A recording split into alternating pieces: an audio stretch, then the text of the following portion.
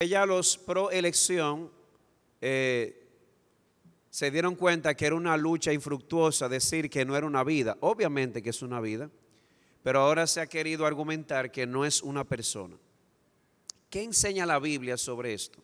Y eso lo vimos la semana pasada. Dios nos trata como personas aún antes de nacer. Jeremías 1:5, si alguien lo puede leer, está en pantalla en amarillo. Por favor, ayúdeme con eso para poder avanzar. Eduardo, démosle el micrófono aquí. Están por allí.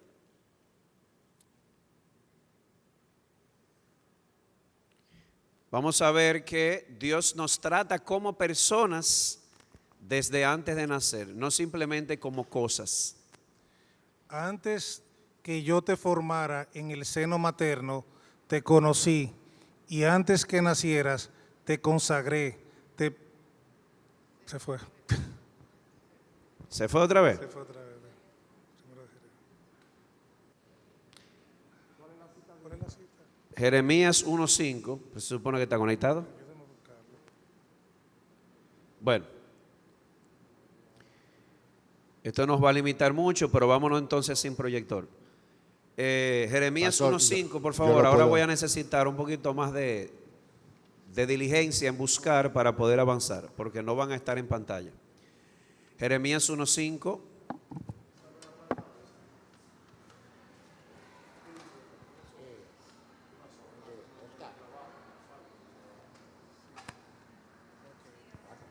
Ok. Antes que yo te formara en el seno materno, te conocí, y antes que naciera, te consagré. Te puse por profeta a las naciones. Ok, qué interesante. Dios le dice a Jeremías de que antes de que él De que no lo formara. simplemente antes de que naciera, antes de que, De antes ser- de que él fuera formado en su vientre, dice ahí, yo te conocí. La palabra literalmente significa, yo te amé, o te hice el objeto de su amor, y de hecho ya tenía planes para él, había sido ya consagrado por Dios para convertirse en profeta. Entonces, ¿sí o no? Dios trató a Jeremías incluso antes de ser formado como una persona y no simplemente como algo. ¿Estamos de acuerdo en eso? Y de hecho, científicamente, Paul y John Feinberg, recuerden que apelamos también a la ciencia porque Dios no solamente nos habla a través de la revelación especial o la Biblia, sino también de la revelación general. La ciencia, la naturaleza.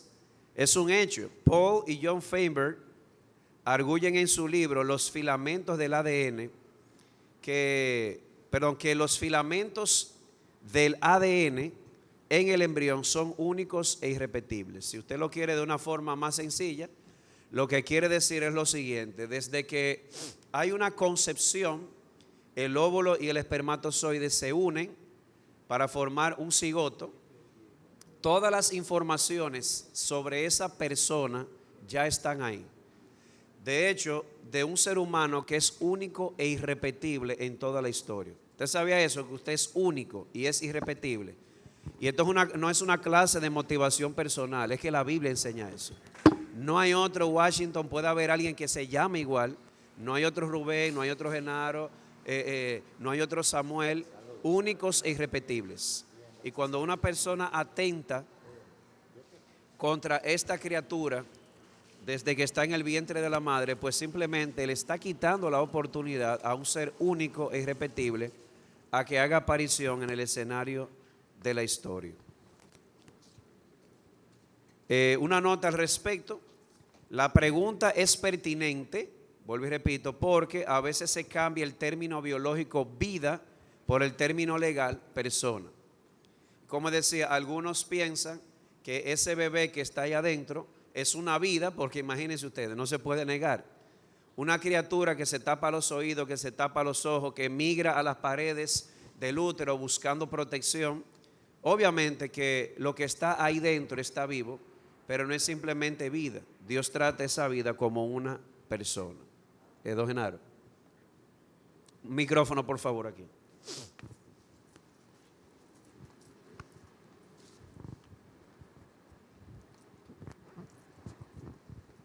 Y más que es una vida, que es una persona, dice, antes de que yo te formara, está entorpeciendo algo que Dios está haciendo. O sea, Dios da la libertad para que se entorpezca, pero el punto es que quien lo está formando es Dios. No importa la manera en que haya sido concebido. O sea, es una obra que Dios está haciendo. Así es, la semana pasada se leía el Salmo 139, cuando el salmista dice, tú me formaste en el seno de mi madre. Y sabemos que hay un elemento natural que Dios utiliza como una especie de programación, pero la semana pasada decíamos cosas que suceden en el embarazo, que según incluso matemáticos dicen, eso es totalmente improbable a menos que haya una mente inteligente dirigiendo el proceso. Entonces sí, se está entorpeciendo un proceso divino donde se está formando no simplemente un ser vivo, sino una persona. Bien, segunda pregunta. Oye, pero esto cada vez que se acerca enero le da un asunto, este PowerPoint, yo no sé lo que pasa, a esta cosa, hermano, a este internet. Pero bueno, eso no nos va a parar, ¿no? Segunda pregunta. ¿Es el feto parte del cuerpo de la mujer? Me imagino que usted habrá escuchado ese argumento de que la mujer puede prescindir de esa vida que lleva adentro, de esa vida personal, porque dice que es parte del cuerpo de la mujer. ¿Qué tiene la Biblia que decir al respecto? Bueno, además de que no es así, aun si fuera parte de su cuerpo, la Biblia dice que nuestro cuerpo es templo del Espíritu Santo y que no podemos hacer con él lo que queremos, sino lo que Dios diga. Obviamente no es así, esa criatura no es parte del cuerpo de la madre, comparte un espacio con ella, pero aun si así fuese, la Biblia enseña que ella no puede hacer con su cuerpo lo que ella quiere. Dios nos dio el cuerpo y el alma, la redención es del cuerpo y del alma, y Dios quiere que le glorifiquemos. Dice 1 Corintios 6:19, alguien por favor que lo lea. Raquel.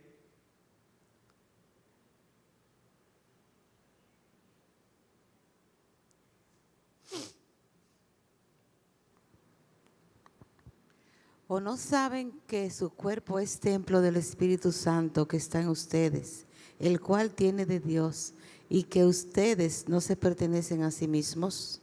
Aún si fuese así, nuestros cuerpos no nos pertenecen. No tenemos el derecho de hacer con nuestro cuerpo lo que nos da la gana, sino que debemos tratar nuestro cuerpo como lo que es un templo. Y lo interesante del caso es que el bebé que ella lleva adentro es otro templo, un templito ella tiene ahí dentro. O sea, no tiene ella derecho sobre su cuerpo de hacer lo que quiera, mucho menos en el cuerpo de otro. Y eso es un hecho científico, mis hermanos. Eso no es un asunto de controversia. Aunque el feto, científicamente hablando, o el bebé, vamos a llamarle bebé, comparte un espacio geográfico dentro del cuerpo de la madre y verdaderamente está conectado a ella, no es el mismo cuerpo. Oigan esto, tiene un código genético o una información genética distinta a la de su madre, para empezar. Cada célula de su cuerpo es exclusiva de él o de ese bebé. Su grupo sanguíneo podría ser distinto al de su madre y, como si fuese poco, en la mitad de los casos incluso es de un sexo diferente. Aquí tenemos una mujer con una criatura ahí adentro que no simplemente está viva, que es una persona que tiene un código genético diferente, sus células son exclusivas, su grupo sanguíneo puede ser diferente y que lo que lleva aquí adentro podría ser un hombre, es decir, un sexo distinto. Perdón, que se fue otra vez, ¿verdad? Tercera pregunta.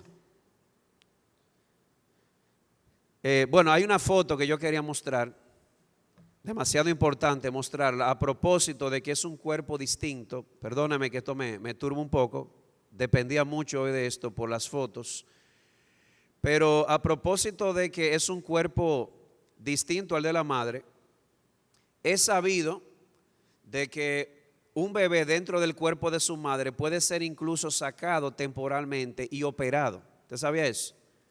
para mostrar que es un cuerpo distinto. Hay de hecho una foto muy famosa,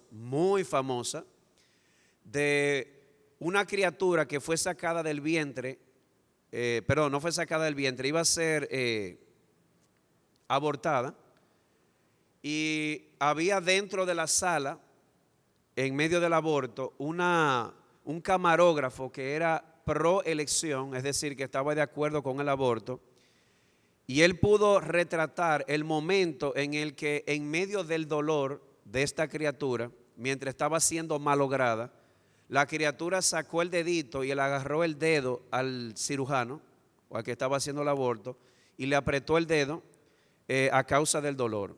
Déjeme ver si puedo mostrarla, la foto, porque realmente esa foto es sumamente impactante y Dios utilizó esto para que el camarógrafo cambiara de postura. Él terminó diciendo: yo era pro elección, pero salí de ahí pro vida. Es decir, salió de ahí creyendo que es una vida humana y que debe ser valorada, que es una persona. Bueno, tercera pregunta. ¿Es la vida de esa criatura una vida significativa? Porque es una vida, es una persona, pero algunos se preguntan si realmente es una vida significativa, si tiene significado, si tiene valor realmente. Algunos dicen que, o admiten que es una vida, que es una persona, pero que realmente no debe ser valorada como una vida nacida. Y para mí, perdóneme, ese es el colmo de la estupidez y de la hipocresía. Recientemente vi aquí estos ecologistas de hoy, nadie está de acuerdo con el maltrato animal, pero le pusieron una multa a una persona porque rompió unos huevos de tortuga, pero no parecen mostrar el mismo celo por una vida humana que vale más que la vida animal. Jesús dijo: ustedes valen más que las aves del cielo y valen más que las flores del campo. Entonces hay celo por una vida animal, y yo no digo que se maltrate para nada. La Biblia enseña que el justo cuida de su bestia y Dios enseñó ecología, pero hermanos, un animal es un animal, un ser humano es un ser humano. Y Dios dijo: hagamos al hombre a nuestra imagen, conforme a nuestra semejanza, y señoree o ejerza dominio sobre todos los demás tipos de vida. Así que sí, la vida humana que está ahí adentro es significativa. De hecho, ¿quién decide si esa vida es significativa o no? ¿Quién define eso? Ayúdeme. ¿Es la madre que lo define? No, es Dios que lo define. Esa criatura que está ahí adentro es la imagen de Dios y fue diseñado para ejercer dominio sobre el resto de la creación. Y de hecho, esa vida es tan significativa que científicamente hablando, esa criatura que está ahí adentro tiene procesos de pensamiento obrando. ¿Usted sabía eso? Hay actividad cerebral, hay procesos de pensamiento obrando en embriones, aun cuando no han nacido. ¿Y cómo usted lo sabe? Bueno, escuchan, perciben y aprenden. Perciben, escuchan y aprenden. Mueven las manos incluso para proteger sus ojos de la luz y para proteger sus oídos del ruido. Es decir, que si ese bebé que estaba en el vientre de su madre tenía un padre escandaloso y que no cantaba bien, pues él sabía hacer esto. Ay, papi, mejor sigue trabajando. En otras palabras, sí es una vida significativa. Cuarta pregunta. ¿No es el aborto parte de los derechos de la mujer? Esta es la pregunta que surgió cuando se dio el famoso caso de Roe versus Wade en Missouri, Estados Unidos. Recuerden que la corte terminó dándole la razón diciendo que eso es parte de los derechos de la mujer. Pero ¿qué enseña la Biblia sobre esto? Bueno, la Biblia enseña que seguir el deseo propio a expensas de la voluntad de Dios es pecado y acarrea problemas. Ese es mi derecho, es mi deseo. Bueno, seguir tu derecho podría ser que no sea tan derecho. Dice Proverbios 14:2, ¿qué dice? ¿Alguien que lo lea? José Miguel. Dice, hay caminos hay caminos que al hombre le parecen derecho, pero su fin es camino de muerte. Ella podría pensar, este es mi derecho, más que derecho, significa, ella quiere decir, ese es mi deseo, ella o él, el papá, porque en una cantidad considerable de los casos, los que están más a favor del aborto son hombres solteros que después del gustazo, excúsame el término, no quieren el trancazo, no quieren asumir la responsabilidad y entonces se lo pone muy sencillo para él, pues simplemente abortar. Ese es mi derecho, dirían. Bueno, podría ser tu derecho, pero eso no significa que estás caminando derecho. A la luz de Dios, ese camino es un camino de muerte. Y a propósito, ¿qué enseña la ciencia? En este caso me estoy refiriendo a ciencias sociológicas y psicológicas. El grupo más constante en proelección, es decir, en estar a favor del aborto, son hombres solteros, vuelvo y decía hace un rato, que no quieren enfrentar la responsabilidad de su decisión. Y me llama la atención porque parte de los derechos de la mujer, usted sabe que en el 50% de los casos, lo que se lleva en el vientre es una mujer. Usted sabía que la causa número 1 de homicidios hacia la mujer es el aborto. Entonces, ¿de qué derecho me están hablando? Se ha convertido en el principal medio de eliminar mujeres.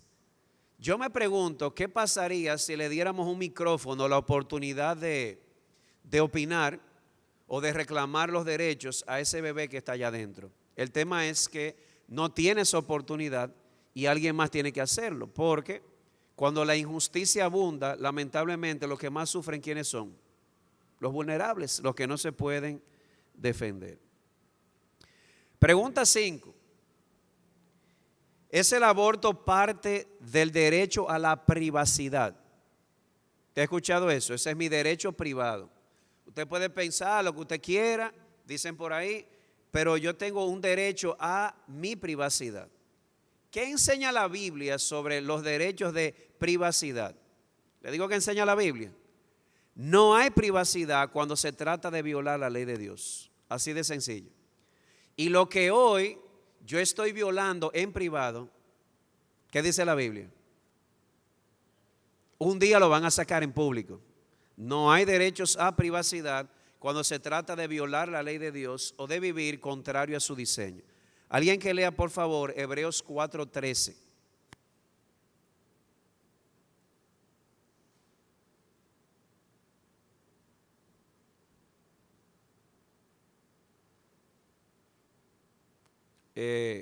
Alguien que no haya leído y que lo tenga, Pastora Miris.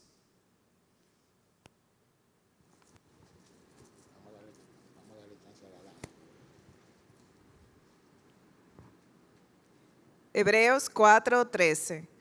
Y no hay cosa creada que no sea manifiesta en su presencia. Antes bien, todas las cosas están desnudas y abiertas a los ojos de aquel a quien tenemos que dar cuenta. ¿Se dan cuenta? No existe el derecho a la privacidad cuando se trata de violar la ley de Dios. Puede que aquí me hayan dado ese derecho, pero llegará un día en que todo lo que se hace en lo oculto saldrá a la luz. ¿Y cuál es la realidad? Sociológicamente hablando, que la frase cada quien debe tener el derecho de hacer lo que quiera, aún socialmente eso es absurdo. ¿Ay por qué? Porque a veces yo reclamando mi derecho estoy aplastándole el derecho a otro. Y en este caso ese es el problema, que una persona puede decir es mi derecho privado o es derecho a mi privacidad, sin embargo le estoy aplastando el derecho a la criatura que llevo dentro por la sencilla razón de que esa criatura no puede expresarse o no puede hablar o no puede reclamarlo. Pregunta 6, son preguntas que cualquiera se puede hacer, al final vamos a ver si queda alguna, ¿verdad? ¿El aborto afecta a la salud de la madre? Miren, la Biblia tiene algo que decir sobre esto. La Biblia dice en el Salmo 32:3 que un sentido de culpa puede llevar a una persona a enfermarse aún físicamente, psicológica y físicamente. Alguien por favor que lea el Salmo 32:3. que preferiblemente que no haya leído. Isaías, no te apures, hermanito, que el próximo es tuyo.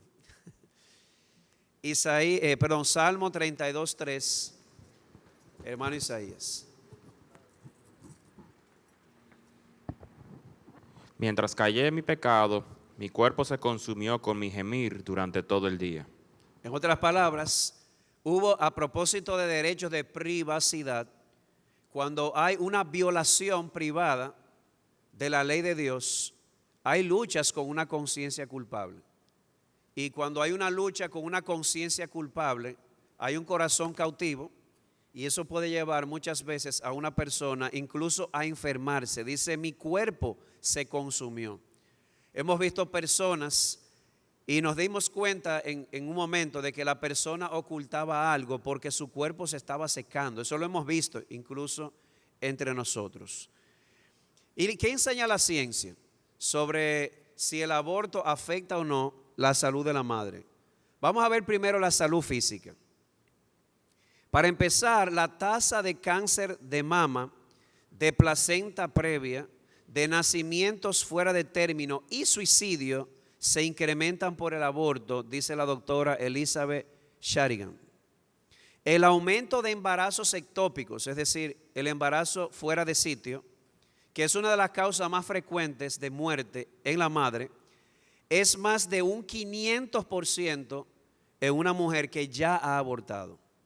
Y esto sin hablar de la probabilidad de quedar infértil, enfermedades pélvicas inflamatorias y ubicación incorrecta de la placenta. Sí, el aborto incrementa la probabilidad de que ella se enferme físicamente, incluso puede aumentar su probabilidad de muerte.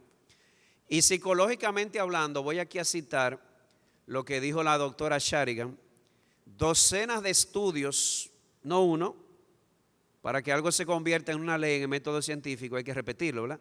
Docenas de estudios relacionan el aborto con aumento de disfunciones sexuales, aversión a las relaciones sexuales en el matrimonio, pérdida de intimidad, culpa inesperada, relaciones extramatrimoniales, síndrome de estrés postraumático, fragmentación de la personalidad, respuesta penosa, abuso sexual y negligencia.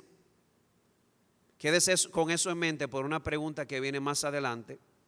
Incremento en el uso de drogas y alcohol, desórdenes nerviosos, trastornos del sueño y suicidio, que es un 154% de probabilidad mayor en mujeres que han experimentado el aborto. Si hay alguna feminista viendo o escuchando, no estamos en contra de los derechos de la mujer. Estamos a favor de los derechos de la mujer y estamos a favor de cuidarte. Séptima pregunta. ¿Es apropiado o adecuado abortar cuando el embarazo representa un riesgo para la madre? Es una pregunta muy frecuente, ¿verdad que sí? Si representa un riesgo para la madre, ¿es apropiado que aborte? Bueno, la Biblia enseña, no es que hay un versículo que lo diga explícitamente, pero es un principio que podemos derivar de un texto que se leyó la semana pasada en Éxodo 22, 21 creo. Perdón, déjeme ver si entra aquí ahora. Que abortar a un niño para preservar la salud de una madre, eso no es salvar una vida. ¿Usted lo pensó eso? ¿Cómo? Nosotros abortar a un bebé para preservar la salud de una madre, eso no es salvar una vida, eso es quitar una vida.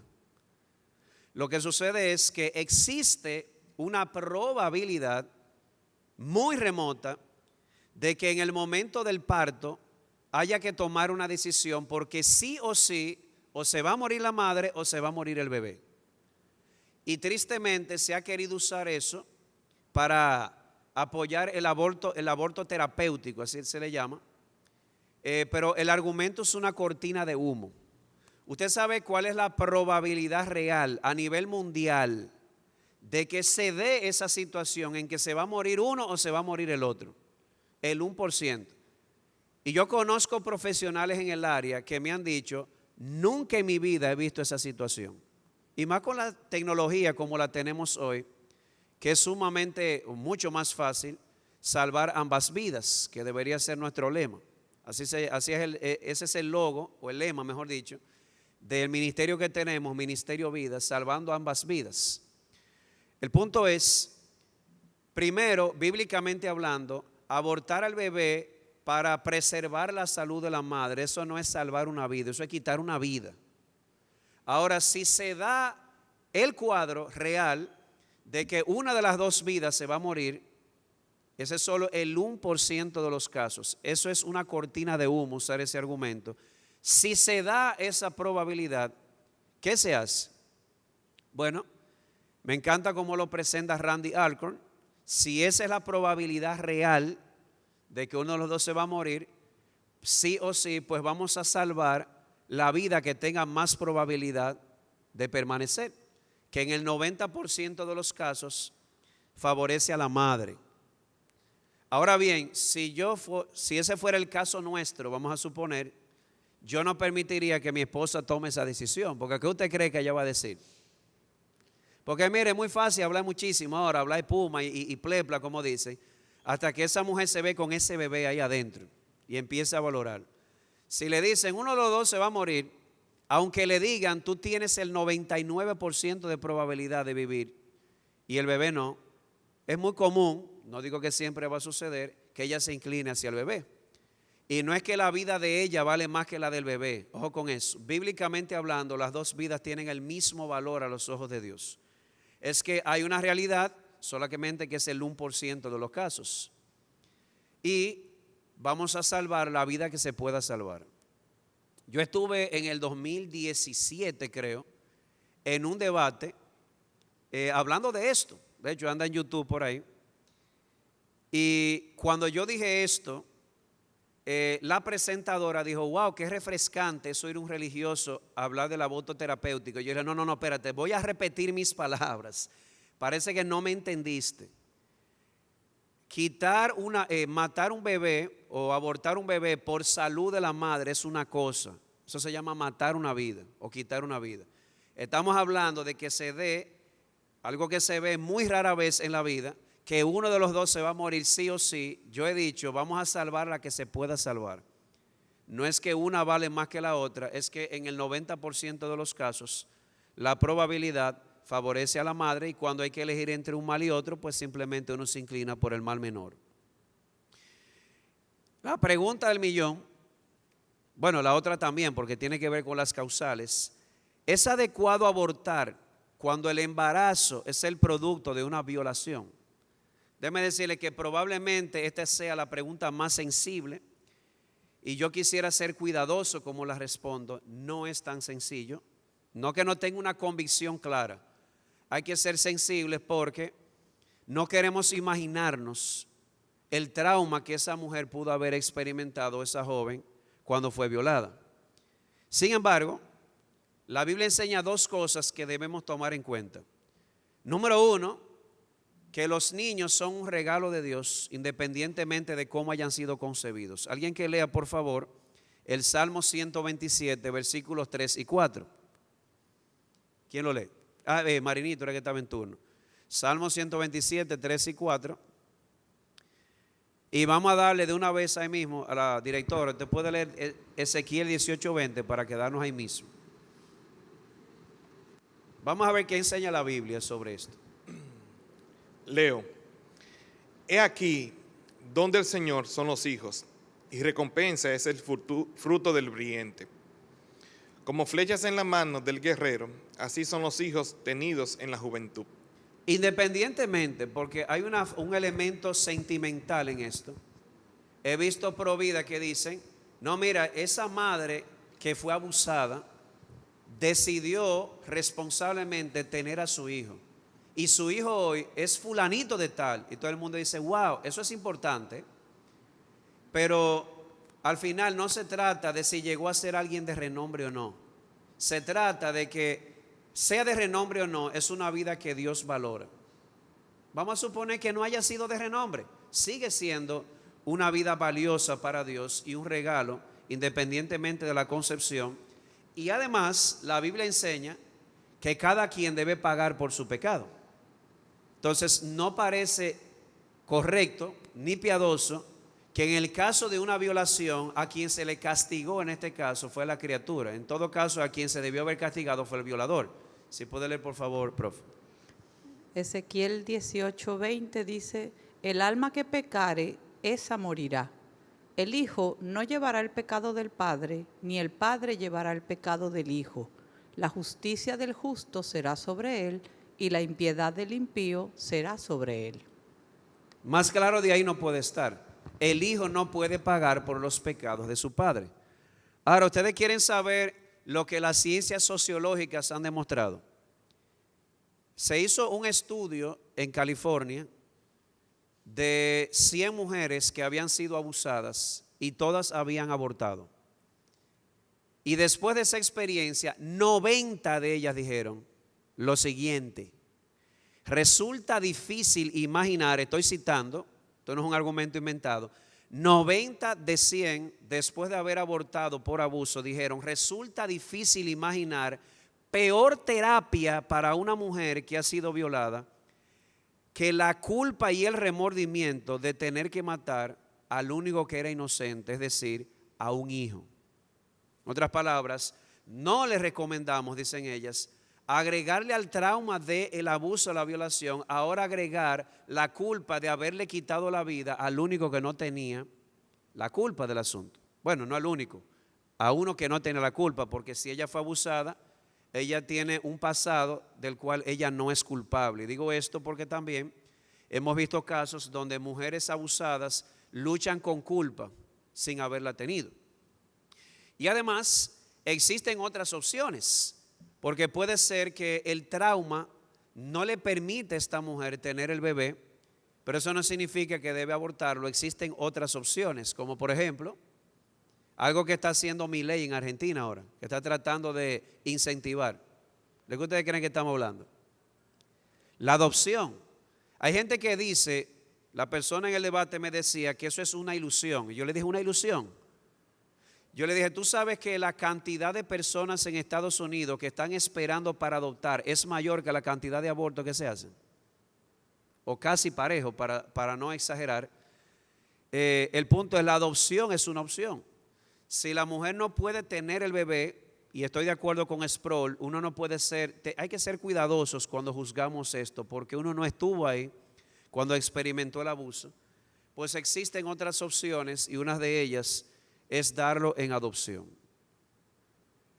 Vuelvo y repito, decimos esto con cierto cuidado, porque la mujer verdaderamente ha experimentado un trauma. Número 9. Alguien pregunta, ¿y qué de los niños especiales, niños vegetales o niños no deseados?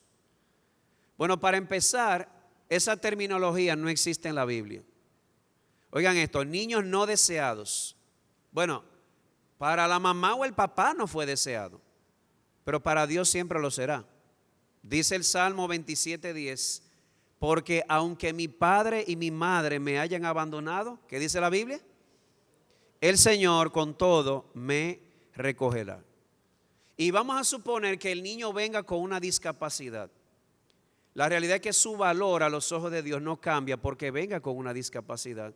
Sigue siendo un regalo de Dios. Y además yo digo, porque el argumento es, eso es una crueldad. Traer un bebé a este mundo a sufrir porque él viene con una condición. Yo no voy a decir que es una cortina de humo del todo, pero mis hermanos, muchas mujeres han mostrado y han testificado que lo que se veía como una malformación se resolvió en el embarazo con una inyección. Así de sencilla está la ciencia. Pero vamos a suponer otro caso. Es una crueldad, diría una persona pro elección, traer ese niño con una discapacidad a sufrir. Y yo lo que pregunto ahí, ¿por qué no dejamos que sea él que lo decida? ¿Por qué tiene que ser tú que decidas por él? ¿Y saben por qué lo digo? Lo digo porque también vi un estudio donde el 100% de las personas que nacieron con una discapacidad, espina bífida, si mal no recuerdo, el 100% de ellos, cuando le hicieron la pregunta, si tú hubieses sabido que ibas a nacer así, hubieses elegido nacer, y el 100% dijo, claro que sí. De hecho, uno de ellos decía, es más difícil para una persona que nació normal, en el sentido de ninguna discapacidad, y luego la adquiere. O sea, no es lo mismo una persona que se hizo ciega a una persona que nació ciega. Y él decía, claro que yo hubiese preferido 1 y 100 veces nacer que la no existencia, aún con mi discapacidad. Otra pregunta que a veces se hace, ¿evita el aborto el maltrato infantil? Hay personas que dicen que si la pareja decide tener este niño no deseado por ellos, por alguna razón egoísta, que eso puede aumentar el maltrato infantil. La realidad es que la Biblia enseña que lo que endurece el corazón y lo hace más violento es el pecado, no la obediencia. ¿Cómo así? Ellos dicen, si Ilka tenía ese bebé y ella no lo deseaba por asuntos económicos, porque eso es una forma de decir, vamos a matar a los pobres antes de que nazcan, así decía alguien. Pero al final lo tuvo, como que eso aumenta la probabilidad de que ella sea violenta con el bebé. Usted sabe lo que dice la Biblia, que es todo lo contrario. Que es cuando yo decido pecar contra Dios, Romanos 1, 18 al 32, que mi corazón tiende a endurecerse más. No es la obediencia la que endurece, sino la desobediencia. Y de hecho, el doctor Philip Nee dijo y ha mostrado que el maltrato infantil es más frecuente entre padres que han abortado. ¿Hay por qué? La misma razón. El aborto disminuye la sensibilidad por la vida infantil. Mi hermano, yo quiero que usted lo piense y se lo voy a decir crudamente.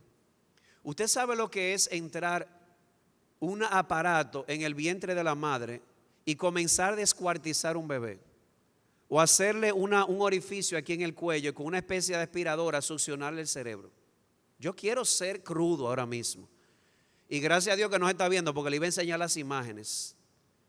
Las feministas no quieren que se enseñen imágenes, pero a veces las imágenes sensibilizan. Y la realidad es que una persona que ha practicado el aborto tiene más probabilidades de desarrollar insensibilidad por la vida infantil y por lo tanto aumenta la probabilidad del maltrato. Bien, miren, me quedan aquí 3 preguntas más, pero yo prefiero dejarlo ahí porque no quiero tampoco apresurarme y no sé si hay unos minutos más, yo sé que nos pasamos, pero ahí dimos 10 preguntas por lo menos que usted pudo haberse hecho, pero no sé si hay alguna aclaración de algún médico, pues yo estoy aquí citando, yo lo que sé de dientes, o si hay alguna pregunta, si es de la que faltan, yo le digo la semana que viene. Si no se ha dado o no está, pues la contestamos. Hermano Genaro, vamos a dar 5 minutos más. Sí, recientemente vi a un hermano defendiendo el derecho a la vida que tiene el bebé y estaba discutiendo con una feminista y ella le decía a él, imagínate que yo te invite a ti a ir a Europa y tú me digas que sí, y salimos y tú te montas en mi avión privado y resulta que a mitad de camino yo te digo, mira, tú sabes que me he arrepentido de llevarte en mi avión, yo quiero que tú te apees en mi avión. Dice, pero espérate, ¿cómo que me apee en el avión? ¿Cómo me voy a apear? Yo no sé, pero apéate. O sea, para él referirse a la responsabilidad. O sea, ¿por qué tú vas a abortar? ¿Cómo tú quedaste embarazada?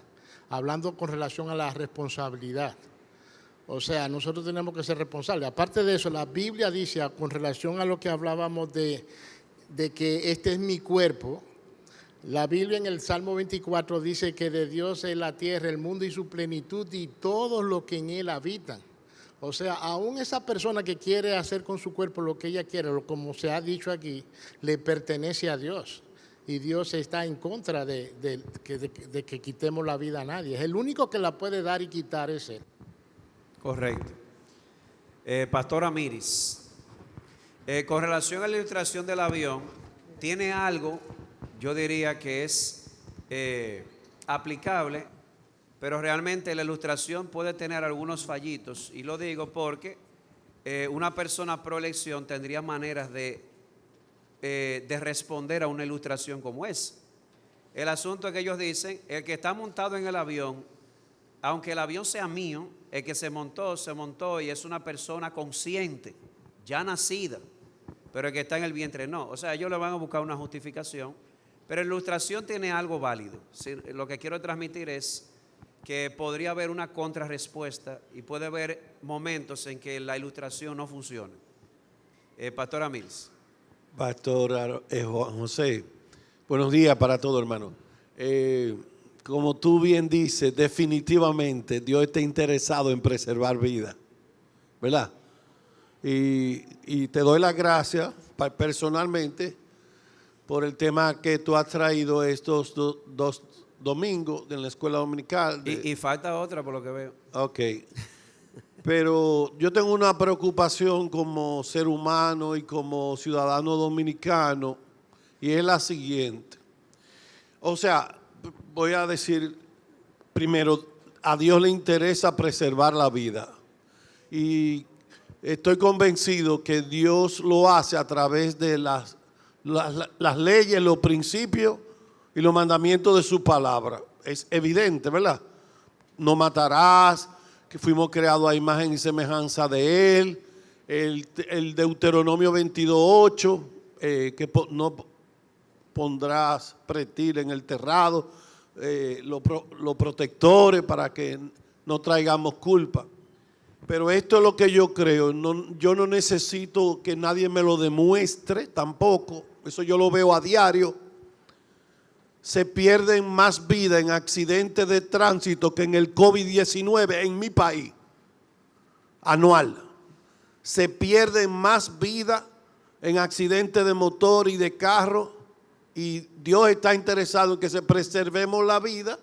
De manera que yo creo que hay que difundir los principios bíblicos para que hayan leyes que preserven la vida de gente que va montado en motor y en accidentes de tránsito a alta velocidad, de imprudencia, irresponsabilidad. Son más asesinos los que se viola un semáforo que los que hacen un aborto.